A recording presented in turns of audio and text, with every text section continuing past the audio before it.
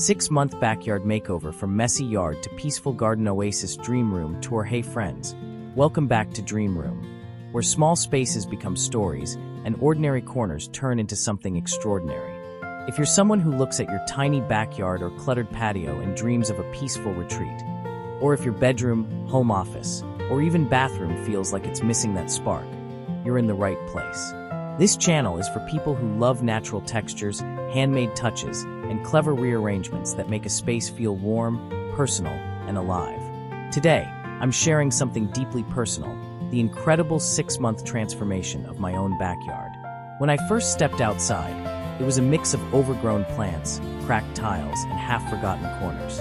But with patience, creativity, and a little bit of soil under my nails, it slowly became a calm, functional oasis built from upcycled finds, thrifted furniture, and easy DIY ideas. Whether you live in a small home, a rented apartment, or just want to breathe new life into your garden, this story will show you how to turn what you already have into something truly special. So grab your cup of coffee, take a deep breath, and imagine what your own space could become. And if you love home transformations that feel real, achievable, and inspiring, make sure to subscribe to Dream Room, because your next beautiful space might just start here. Part 1. Seeing the potential. The before story: when I first stepped into this backyard, it was hard to imagine what it could become. The space looked tired, uneven soil, weeds sprouting from every corner, and leftover furniture weathered by years of sun and rain. But if you've ever stood in your own small room or outdoor area and thought, "There's no way to fix this," trust me, you're not alone. What I've learned over the years is that transformation doesn't start with buying new things. It starts with seeing potential in what's already there. A forgotten chair can become the perfect garden seat. A cracked path can guide your eyes towards something beautiful. Even wild, untamed weeds can tell you where life still wants to grow. For small space dreamers like us, those who crave coziness, creativity, and calm, the first step isn't demolition. It's observation. Take time to study how the light moves through your space, how the breeze flows, where you naturally want to sit, or where plants seem happiest. That's your foundation. In my case, I saw more than a messy yard. I saw a hidden charm waiting to be uncovered. The lights left by the previous owner, the faint scent of jasmine climbing the wall, and the old wooden bench by the corner, all whispering, "You can make me beautiful again." Part 2. Clearing the chaos. Building a fresh canvas. Every transformation begins with letting go. And in small spaces, that's often the hardest part. When I started clearing the yard, it felt like I was peeling back layers of history. Old flower pots, broken tiles, tools left behind by someone who once cared for this place. There was beauty in the mess, but it needed direction. If you've ever tried decluttering your home office or reorganizing your bedroom, you know the feeling, that strange mix of guilt, nostalgia, and excitement. But here's the truth: you can't create peace if you're surrounded by noise. Whether it's unused furniture, tangled cables, or dying plants, every item you remove creates space for something better to grow. I began by defining the flow of the space, creating simple walkways with reclaimed bricks and gravel, and clearing out overgrown ivy that blocked the sunlight. Instantly, the backyard felt lighter, like it could finally breathe again. This step is powerful, not just for your space, but for your mind. Because as you clear physical clutter, you start clearing mental clutter too. You begin to see what truly matters, that tiny corner where the morning light hits, that open patch where you could read or plant herbs. So whether it's your patio, your desk, or your closet, start small, stay patient, and remember, order isn't about perfection, it's about creating room for inspiration to enter. Part 3. Shaping the vision. Turning ideas into a plan. Once the clutter was gone, I finally saw the blank canvas I'd been waiting for. And that's when the dreaming began. If you've ever rearranged your furniture 10 times in your head before moving a single chair, you know this stage, the beautiful chaos of imagination.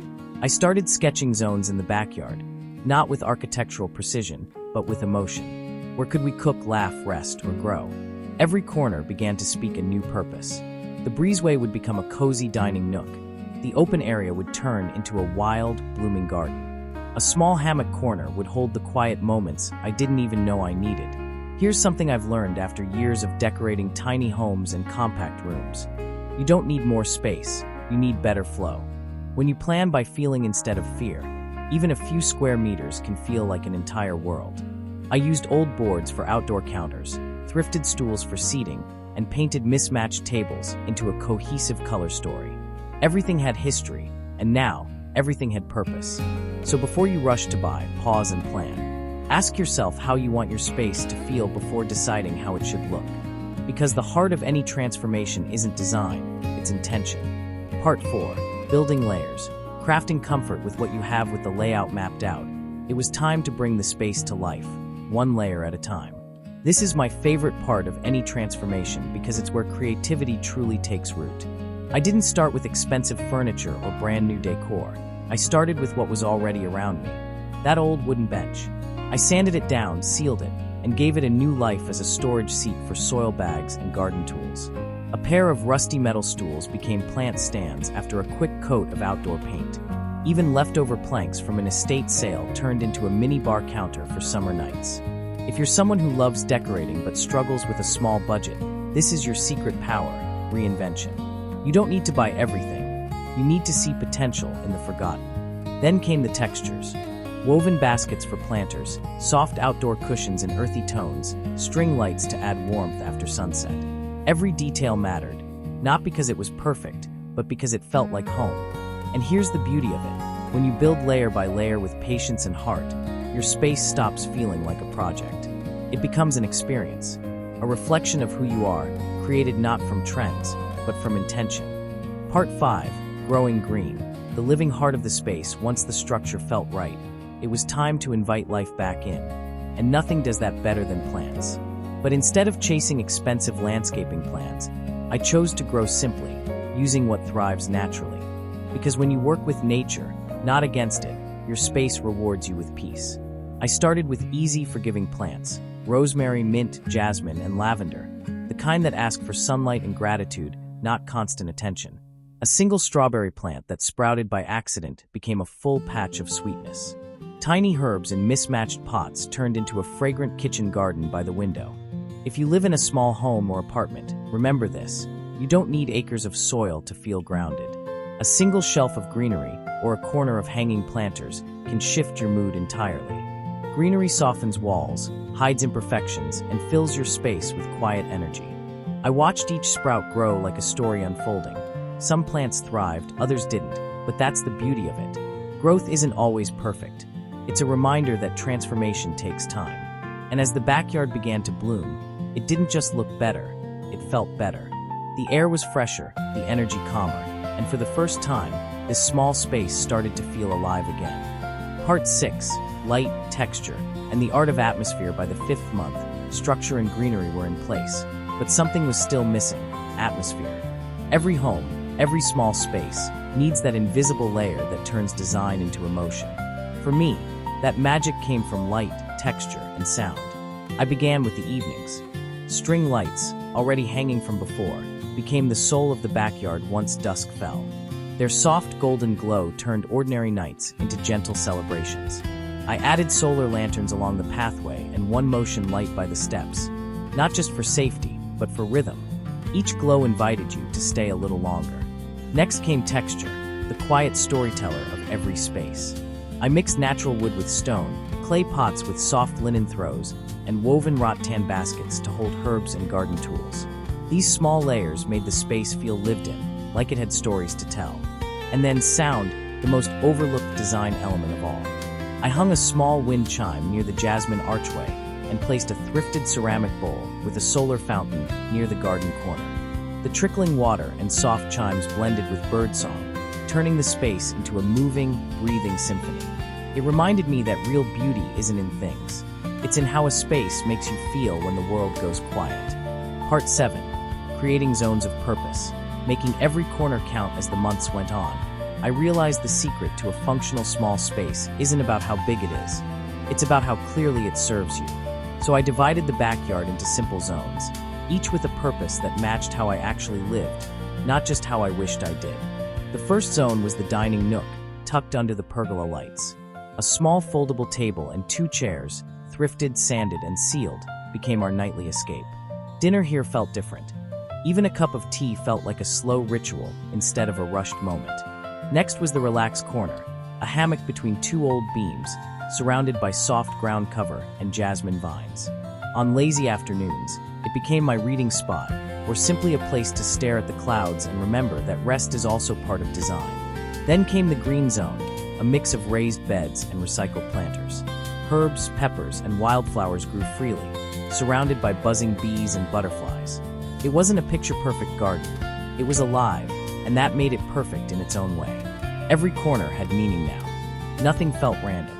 It reminded me that even in a studio apartment, a balcony, or a rented home, you can still design purpose, one cozy corner at a time. Part 8. The final touches, bringing personality to life with the zones complete. It was time for the finishing touches, the details that make a space truly yours. This part is where most people hesitate, afraid of doing too much. But here's a truth I've learned after years of designing small, soulful spaces. Your personality is the best decor you own. I started with small, personal items. A thrifted clay bowl became a candle holder.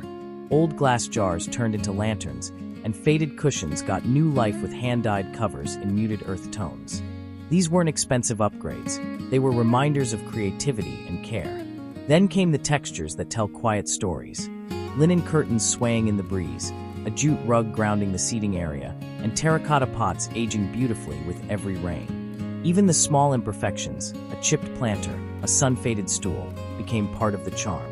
And because I love bringing nature closer, I added a simple bird bath fountain. The sound of trickling water and fluttering wings instantly made the backyard feel alive and at peace. Standing there, surrounded by everything I'd built and restored, I realized this space wasn't just transformed, it was claimed. Every piece reflected time, patience, and heart. And that's the secret. A home becomes beautiful the moment it starts to tell your story. Part 9. Lessons from the journey. What a backyard can teach you about life by the end of 6 months. The transformation was more than physical, it was emotional. This project taught me lessons that reached far beyond design. Lessons that apply to every small space and every person who's ever wanted to create beauty where they are. First, I learned that progress doesn't always look pretty. Some days the soil was muddy, the plants drooped, and nothing seemed to work. But slow growth is still growth, in your garden, in your home, and in yourself. Second, I realized that imperfection is part of the charm. That slightly crooked walkway, that mismatched set of chairs, they tell a story of effort, of trying, of loving what you have instead of waiting for perfect conditions. Third, I discovered that spaces, like people, need rhythm. They breathe better with light, texture, and time. When you design slowly, letting each choice settle before adding the next, you create harmony that lasts. And lastly, I learned that transformation starts the moment you decide to begin, not when you have the best tools or biggest budget. Whether you're refreshing your bedroom, redesigning your workspace, or planting your first seed, remember, every beautiful space starts with one brave decision to care. Part 10. The joy of maintenance. Keeping beauty alive once the transformation settled in. I realized something important. Creating a space is only half the journey. Keeping it alive is where the real connection begins. Maintenance isn't about chores, it's about gratitude. Every time you sweep a path, trim a plant, or water a pot, you're whispering to your home, I still care. I created small rituals to make it feel meaningful. 10 minutes every morning to water the herbs, 5 minutes in the evening to tidy cushions and light the solar lamps. These little habits don't just preserve beauty, they deepen your relationship with your space. If you're someone juggling work, family, and a busy life, remember, your home doesn't need perfection, it needs consistency. A single weekly reset, wiping surfaces, refreshing air, replacing wilted stems, can completely shift the energy of a room. And don't forget to evolve. As the seasons change, let your decor breathe with them. Swap heavy throws for airy linens, rotate plants between rooms, or repaint a corner just because it makes you smile. Spaces, like people, thrive on care and renewal. The more attention you give, the more they give back, offering calm, creativity, and comfort every single day. That's not just design. That's living beautifully. Part 11. Small Space Wisdom. Making the most of what you have after years of designing compact homes and cozy outdoor spaces. One truth has stayed with me. Small spaces aren't a limitation. They're an invitation to be creative. When you don't have extra room, every object, every color, every corner must earn its place. And that's where thoughtful design truly shines. In my backyard, I learned to think vertically. A simple wooden trellis doubled as both privacy and art. Hanging planters became a wall of green. Even the smallest stool worked as a side table, a footrest, or a plant stand depending on the day. Multipurpose became the rule, not the exception. The same applies indoors, in your home office, your bathroom, or that narrow hallway you keep ignoring. A single floating shelf can hold beauty and function. A mirror can double your light. A soft rug can define a zone, even in the tiniest studio. The secret is intention over quantity. Don't fill your space, curate it. Every piece should tell a story or serve a purpose. Because when you learn to honor your limits, you unlock your freedom. Small space living isn't about compromise, it's about creativity meeting mindfulness. And that's where real comfort begins. Part 12, Connecting Indoors and Outdoors. The flow of everyday calm, one of the most rewarding lessons from this 6-month transformation, was learning how to blur the line between inside and outside. Whether you live in an apartment with a tiny balcony or a small home with a patch of yard, the magic happens when your spaces speak the same language. I started by repeating textures. The same woven baskets that held towels in my bathroom now cradle herbs outside. The linen cushions from my reading nook inspired the neutral palette for my patio. When colors, materials, and lighting echo across spaces, your home feels larger and calmer. Next came the sensory flow. I placed my desk near a window that overlooked the garden, so work breaks felt like stepping into nature. The faint sound of the fountain blended with soft indoor music, creating a single, continuous mood of stillness. You can do this too. Bring a plant from outdoors into your workspace. Open windows to let natural scents drift in. Use candles or diffusers with earthy notes to remind you of soil and wood. The goal isn't to match your rooms, it's to make them belong to one another. Because when your indoor and outdoor worlds connect, you stop feeling confined by walls. Instead, your entire home starts breathing with you, a living rhythm of light, air, and peace.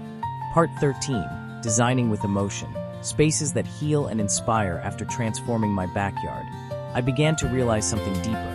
Design isn't just about making things look good. It's about how a space makes you feel when you walk into it. Every home carries emotions, the warmth of morning light, the calm of organized shelves, the comfort of familiar textures. When I work on any small space, I always start with one question. What emotion do I want this place to hold? Do you want your home office to feel focused and grounded? Then choose muted colors, clean lines, and natural light. Do you want your bedroom to feel safe and soft? Add warm tones, gentle fabrics, and scents that slow you down. In the backyard, I wanted peace, a sanctuary that whispered, "You're home." So every decision, from plant to light, followed that emotion. The result wasn't perfect, it was personal, and that made it powerful. If you're someone who decorates with heart, remember, beauty fades when it's disconnected from feeling. Don't just copy Pinterest boards. Translate what moves you into your surroundings. Because when you design with emotion, your space doesn't just reflect your style, it starts to nurture your soul. Part 14, The Transformation Within. How your space changes you 6 months after that first messy day. I stood in my backyard and realized the biggest change wasn't in the walls, the plants, or the lighting. It was in me. Every shovel of soil, every nail hammered, every late-night cleanup had slowly reshaped not just the space, but my mindset. When you design with your own hands, you reconnect with patience. You stop rushing for results and start appreciating progress. The small, silent victories that happen one corner at a time. The same happens inside your home. When you organize your desk, repaint a shelf, or rearrange your furniture, you're not just changing how it looks, you're changing how you feel about waking up there every day. This project reminded me that spaces mirror our inner world. When we nurture them, they nurture us back. When we bring light into dark corners, we bring clarity into our own thoughts. So if you ever feel stuck in life, work, or creativity, start with one small space. Clean it, rearrange it, make it beautiful again. Because transformation doesn't always begin with big decisions. Sometimes, it starts with a single act of care for the place you call home. Part 15, The New Chapter, Living with Intention and Ease. Now that the backyard has found its rhythm, I no longer see it as a project. It's become a living companion, changing with the seasons, growing with me. The wildflowers rise and rest, the herbs stretch toward the sun, and the string lights glow every evening like a gentle reminder. Beauty doesn't have to shout, it can whisper. Living in a small space teaches you the art of intentional living. Every corner now has a story and a reason. The bench that stores soil also holds weekend breakfasts. The hammock where I rest doubles as a place for reflection. Even the bird bath outside my window feels like a daily meditation on stillness. And that's what I hope you'll take from this journey. That your dream space doesn't need to be big, perfect, or finished. It just needs to be yours. Built slowly, loved deeply, and lived in fully. Whether it's your bedroom, workspace, or balcony, design it not to impress, but to express. Let it reflect who you are, who you're becoming, and what peace feels like for you. Because in the end, every transformation, backyard or otherwise, is really about this: learning to live simply, beautifully, and with intention, one mindful choice at a time. Part 16. Inviting others in, sharing your space and story after months of quiet work. The most unexpected joy came from opening this space to others. Friends stopped by for weekend dinners, neighbors wandered in to talk about plants, and even curious birds and butterflies made it their home. That's when I realized something. Spaces are meant to be shared. When you invite people into a space you've created with your hands, you're not just showing them decor, you're showing them your heart. Every reused table, every thriving plant, every handmade detail becomes part of a story that others can feel the moment they step inside. I started hosting small gatherings, outdoor movie nights, tea breaks at sunset, and slow breakfasts surrounded by the scent of rosemary and mint. It wasn't about perfection, it was about presence. We laughed, shared stories, and for a moment, life felt slower, simpler, and deeply human. Even online, through Dream Room, I realized we're all connected by this shared desire to make our homes reflect peace, warmth, and authenticity. So don't keep your space hidden. Share your progress, your small wins, your creative messes. You never know, your little corner of calm might just inspire someone else to begin their own transformation. Part 17. Sustainable Beauty. Designing with nature. Not against it. As I looked around the finished backyard, I realized the most rewarding part wasn't how it looked, it was how naturally it lived. The plants grew where they wanted, the materials aged gracefully, and the entire space seemed to breathe in rhythm with the weather. That's when I understood what true design means: working with nature, not trying to control it. I began using rainwater for irrigation, composting food scraps, and repurposing old wood instead of buying new. The garden became a cycle of giving and receiving, less waste, more meaning. And it reminded me that sustainability isn't a trend, it's a mindset of respect. You don't need to install solar panels or redesign your entire home to live sustainably. Start small. Reuse containers as planters, dry flowers for decor, choose natural fabrics, or simply let sunlight replace electric light during the day. These choices add up quietly, shaping spaces that feel alive rather than manufactured. Every creak of wood, every crack in terracotta, every leaf that falls, it all becomes part of the story. Because when we design with patience and care, we're not just decorating our homes, we're honoring the earth that makes them possible. Part 18. The everyday magic. Finding peace in the simple moments. Now that the transformation is complete, I no longer rush through the backyard, I linger. The morning light hits the olive leaves just right, the scent of mint drifts from the pots, and even the sound of the breeze feels like a quiet song. It's not about perfection anymore, it's about presence. That's the hidden gift of creating a meaningful space. It changes the way you move through your day. You start noticing small details. The way shadows shift on your desk, how the scent of fresh laundry blends with the evening air, how watering plants becomes a gentle form of meditation.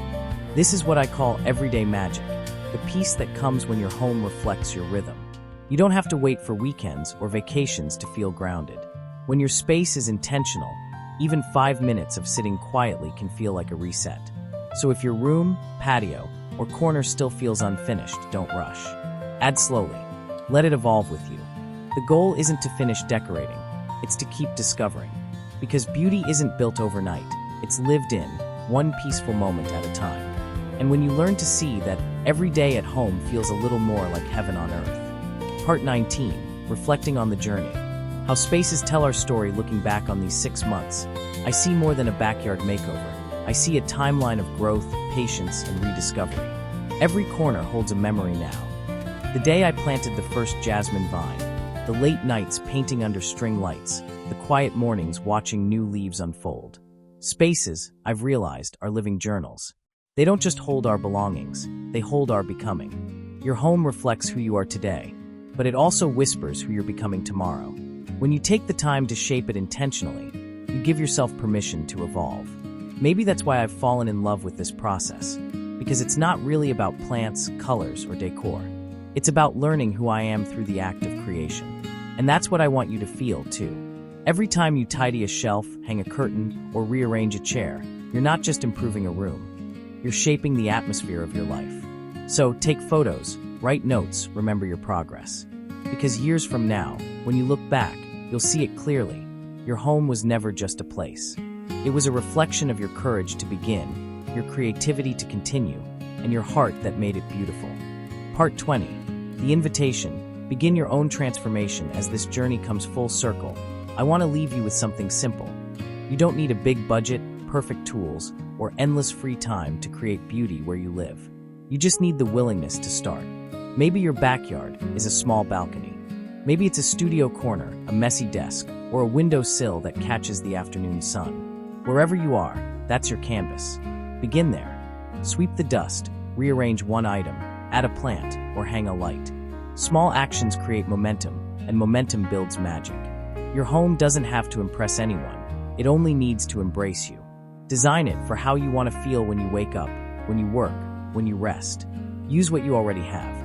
Trust your instincts. Follow your rhythm. And when doubt creeps in, when the mess feels too big or the space too small, remember this story. Remember that beauty grows quietly, day by day, from patience, love, and light. If today you feel inspired to begin, that's all that matters. Start with one corner. Let it become your sanctuary. And who knows, 6 months from now, you might look around and whisper the same words I did. I can't believe this is my home. Part 21. The ripple effect. How a calm space changes everything. What surprised me most after finishing this backyard wasn't how it looked. It was how it changed everything else. When your home feels peaceful, you start carrying that calm into the rest of your life. The noise of the world softens.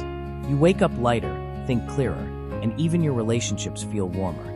It's almost like your surroundings begin to mirror the energy you want to live with. When your desk is tidy, your thoughts are sharper. When your bedroom glows with soft light, you sleep deeper. When your garden is thriving, you remember that you're growing too. This ripple effect is real, and it doesn't stop at your front door. Visitors feel it, family absorbs it, and even through a screen, people sense it. That's why I started Dream Room, to remind you that design isn't vanity, it's self-care. A space that calms you will always inspire better work, better rest, and a better life. So when you create harmony at home, you're not just making something beautiful, you're creating balance that radiates into everything you touch. It's proof that when your environment supports you, your best self naturally blooms, one mindful space at a time. Part 22. From project to lifestyle, living the dream room way over time, I realized this wasn't just a single backyard makeover. It was the beginning of a new way of living. Every design decision, every weekend spent sanding or planting, slowly turned into a lifestyle built around slowness, mindfulness, and meaning. Now, I no longer decorate for seasons or trends. I decorate for feeling. I choose colors that calm me, textures that comfort me, and materials that tell stories: stone, linen, terracotta, reclaimed wood. These natural elements ground me in ways no fancy furniture ever could. The Dream Room way isn't about chasing perfection. It's about honoring intention. It's understanding that your space is an extension of your soul, constantly changing, occasionally messy, but always full of life. And when you start living like that, everything shifts. Cleaning becomes meditation. Rearranging becomes reflection. Even watering your plants feels like a small act of gratitude. So, let this be more than inspiration. Let it be permission. Permission to slow down, to create with your heart, and to live beautifully in the space you already have. Because the real Dream Room isn't a place. It's a way of being at peace wherever you are. Part 23. Gratitude for the journey. What every space teaches us standing in the backyard now, surrounded by everything it's become, I'm filled with quiet gratitude. This journey wasn't about perfect design. It was about presence, about learning to see beauty in progress, to find calm in care, and to appreciate how every corner of a home can teach us something about ourselves. Each object here has meaning. The old bench reminds me of patience. The jasmine arch teaches resilience, how growth can take its time but still bloom beautifully. The small solar fountain hums softly like a reminder that energy flows best when it's gentle. Even the cracks in the path tell their own story of endurance and imperfection. And I think that's what every home project should lead to. Not just satisfaction, but connection. Because when we build, plant, and restore with heart, we're also shaping gratitude within ourselves. So as you work on your own home, don't rush for the after. Savor the middle, the trial, the mess, the joy. That's where the real magic happens. And one day, when you step back to look at what you've created, you'll realize you didn't just decorate a space, you grew alongside it. Part 24, Passing It On, inspiring others through your space. What began as a quiet personal project slowly turned into something much bigger, a source of inspiration for others. Friends who once said, "I wish I had a yard like yours," now message me saying, "I started my own." That's when it hit me. Every creative effort, no matter how small, carries energy that spreads. Your space has the power to spark something in someone else. When people see that you transformed a cluttered patio, a dull room, or a forgotten corner with patience and heart, they begin to believe they can do it too. That's how creativity works. It ripples outward. So share your story. Post that before and after photo. Invite a neighbor to sit in your new garden nook. Teach your child how to plant herbs or upcycle a jar into a vase. It's not about showing off. It's about passing on the hope that beauty and peace are possible anywhere. The world feels heavy sometimes, but when we fill our homes with care and share that care with others, we make it a little lighter, one cozy corner at a time. Because the most beautiful thing about a dream room isn't what it looks like. It's how it inspires others to begin creating their own. Part 25, The Reflection. What this journey really means when I look back at these 6 months. I realized this project was never just about transforming a backyard. It was about transforming my mindset. Every shovel of soil, every light hung, every patient moment waiting for new growth became a quiet teacher. It showed me that beauty doesn't come from rushing or spending, but from being present and caring deeply about where you are. Designing this space taught me that our homes mirror our inner worlds. When we bring clarity to a room, we bring clarity to our thoughts. When we soften harsh corners with light and warmth, we begin to soften our own hearts too. And when we nurture life, a plant, a habit, a dream, we remember what it means to grow slowly and intentionally. So the true reward wasn't the perfect view or the final after. It was the peace that arrived somewhere in between, in the process, in the quiet mornings, in the moments of small progress that no one else could see. Maybe that's what real transformation means, not changing everything, but seeing everything differently. Because once you do, every corner becomes an opportunity to create calm, gratitude, and joy. A thank you to Dream Room viewers, and now, as this journey gently comes to an end, I just want to say thank you, truly, to everyone who has been part of it. Whether you watched from the very beginning or just stumbled upon this video today, you've shared in something deeply personal. Every comment, every message, every story you've sent reminds me that this isn't just about design, it's about community. Here on Dream Room, we're more than viewers and creators. We're dreamers who believe that small spaces can hold big peace. Together, we've learned that a cozy corner, a thriving plant, or a repurposed chair can change not just a home, but a heart. So if this story inspired you, if it made you want to light a candle, rearrange your desk, or plant something new, carry that feeling forward. Your home is waiting for your touch, your creativity, your care. Don't forget to subscribe to Dream Room for more transformations, more gentle inspiration, and more stories that remind us how beautiful everyday life can be. Until next time, keep creating, keep nurturing, and keep believing, because your dream space is already within reach.